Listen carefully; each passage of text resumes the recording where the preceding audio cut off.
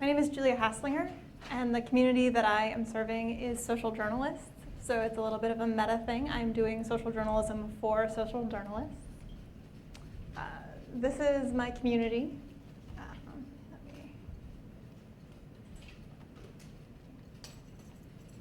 not sure why the present button is grayed out, but yeah, it's fine. We'll just do it this way. You guys can see.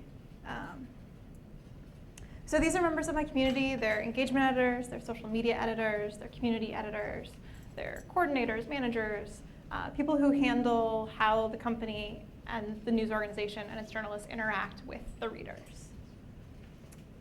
So I talked to many people in my community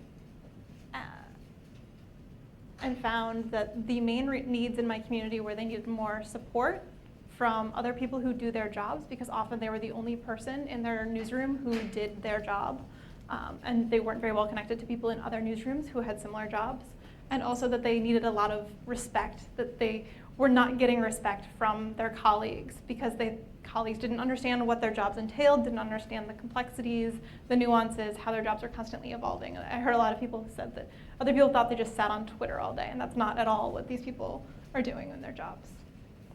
So I set out to sort of help my community by connecting them to each other and by helping explain what these roles entail.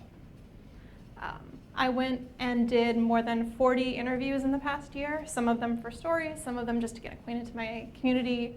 Other interviews I did as part of research that I'm doing for the Kettering Foundation in CUNY. I also have done 2 surveys, one of them in July for our metrics and outcomes class, and then one is still ongoing now as part of my Kettering research. I shadowed 5 people throughout their work days at places like NPR and The Nation and Vocative.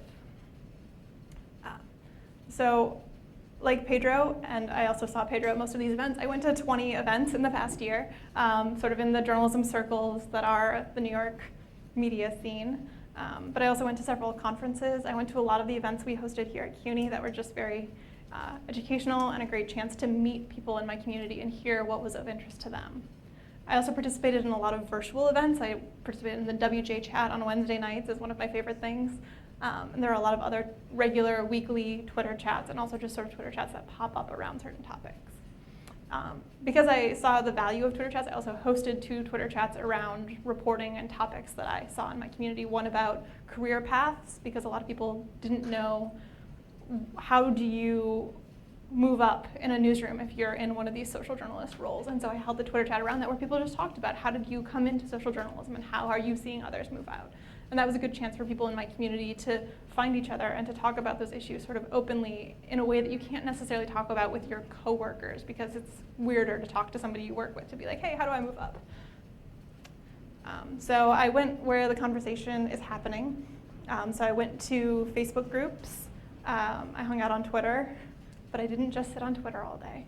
And then there was also a Slack chat room that Blair started.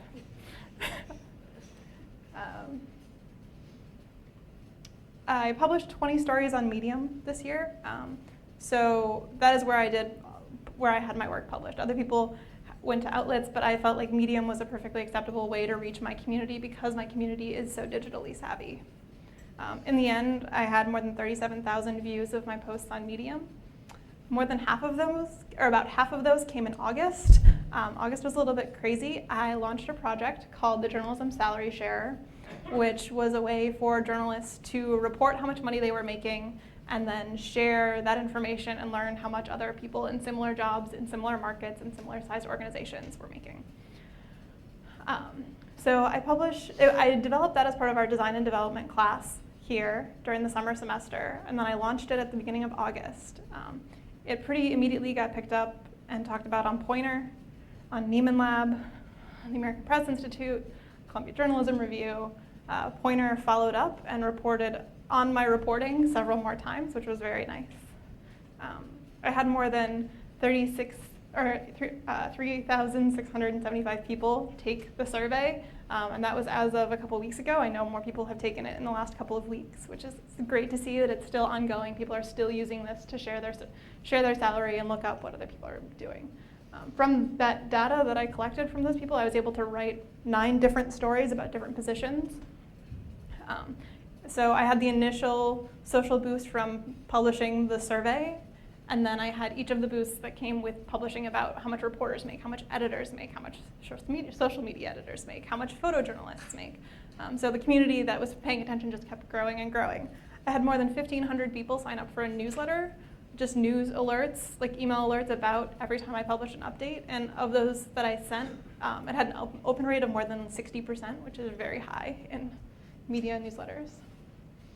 But the best part was hearing the individual stories from people. I actually like the numbers a lot. I'm a very numbers person, so I'm not going to be like, I don't care about the numbers. I do care about the numbers. Because I was trying to start a conversation in my community, and the way you start a conversation is you reach people.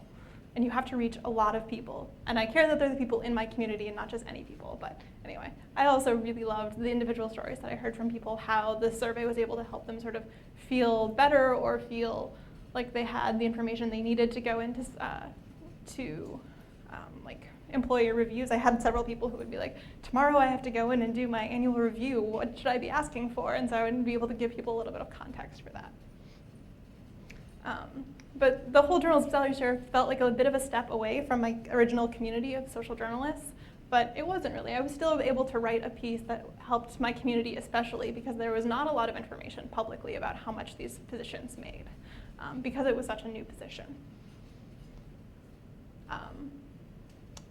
And it was really fun. I had 131 social journalists take the survey. So that's not a lot of people compared to the 3,000 that took the survey, but there aren't that many social journalists, so it's still a pretty good market penetration. But of those 131 people, how many different job titles do you think they had? Any guesses? There were 81 different job titles in the 130 people who responded. It was more likely that you would have 2 people who had different job titles than you would have 2 people who had the same. So this was both a very funny issue in my community, and so my husband and I, one night, because he's a developer, sort of built this tool where you can just get a random title, just to show how many bizarre titles there are. But it's also just a real issue because when you're trying to find out how much money you should be making, or if you're trying to define a job or create a job for yourself, it's hard to figure out what the right words are and what those words mean. So stepping back out of the journalism salary career land, this fall semester I did a practicum at Chalkbeat, which is an education news nonprofit here in New York that also has bureaus in Indianapolis, Memphis, and Denver. So for them, I was a research consultant on issues related to growth, organizational structures, and product. So I wrote a few articles on Medium that were originally research that I had done for Chalkbeat about what does a growth editor do. And so I interviewed growth editors at 4 different organizations across the country, from a small town in Nebraska to Denver to a couple of people here in New York. I also followed around the growth editors at Vocative for a day and did a nice little day in the life piece. That's Ryan, who works at Vocative, here posting videos to Facebook. And I also sort of wrote some best practices guidelines for a strategy that some news organizations are starting to use more often now, where they partner with other news organizations to share each other's content. But it's still such a new thing. Nobody really had sort of like a best practices. So I interviewed a lot of people and then wrote up a quick best practices guide, which was also very helpful for Chalkbeat as they were trying to work out a partnership. So, wrapping up with 1 minute left. Everyone in my community is great. Nobody has it figured out, which was nice, because going in, I didn't have it figured out, and it was nice to know that everyone is in the same boat. Everyone was very nice. Getting people to take surveys is hard unless you're asking them about how much money they make. Apparently, they're really eager to tell you that. I asked a lot of people how they defined social journalism, and the overwhelming response is it's just journalism. In the same way that you don't call web journalism anymore, it's just journalism. Some people see social journalism as like extreme beat reporting, and that's a lot of what we did in this program, is very in-depth in one community, engaging that community. But there are other people who see social journalism as this opportunity to reach people all over the world with information. And so those 2 ideas can sometimes conflict, which was an interesting thing to see in my community. my advice is very similar to what other people have said. Be patient, take your time, be nice, build connections, network, smile, be public about your work, and then be prudent is what I'm using for just do good journalism. If you do bad journalism, you're not going to be able to build trust within a community of journalists. So just make sure that you're fact checking, that you're very careful in what you write, that you're headlining things appropriately. So that's all. Any questions?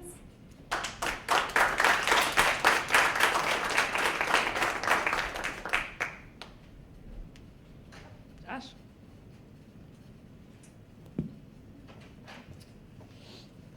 Thanks, and thanks, Julia, for all of your work. I've followed it very closely over the past year and have really appreciated it. I've been saying recently that I feel like community engagement editors are kind of where the digital folks were 10 years ago. That 10 years ago, the digital folks in newsrooms were hugely marginalized. No one really, they were like, go sit in the corner and make sure our website doesn't go down.